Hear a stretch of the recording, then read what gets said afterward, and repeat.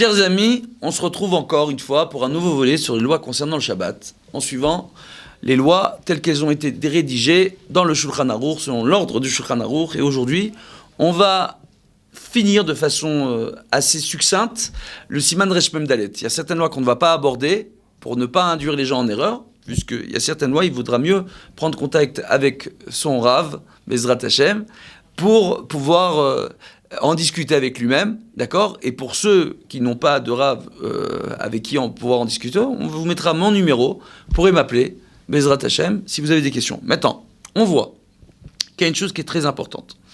On a vu la dernière fois dans le dernier cours qu'en réalité, on ne pouvait pas demander à un non-juif de nous faire des travaux dans le bâtiment.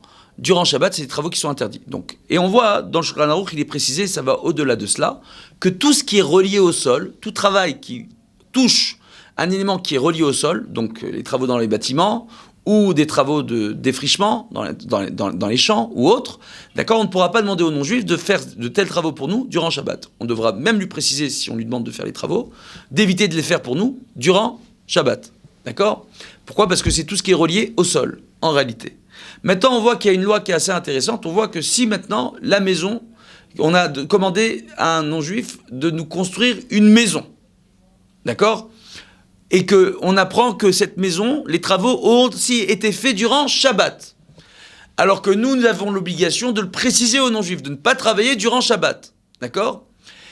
Alors, selon certains avis, on nous rapporte, dans le Shulchan Aruch lui-même, à partir du moment où le juif le savait et a laissé le non-juif faire les travaux durant Shabbat, il ne pourra pas profiter de cette maison, il ne sera pas conseillé qu'il rentre habiter dans cette même maison.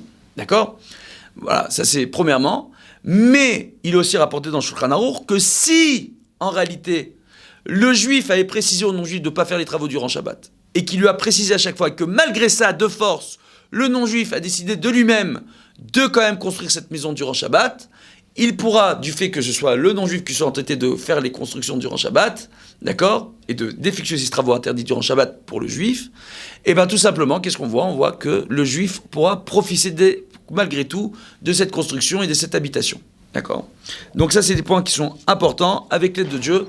Donc, Bezrat Hashem, ce sera tout pour aujourd'hui, pour le Siman Resh Mem Dalet, en espérant, avec l'aide de Dieu, qu'on se renforce tous sur les lois du Shabbat et sur ces petits points-là.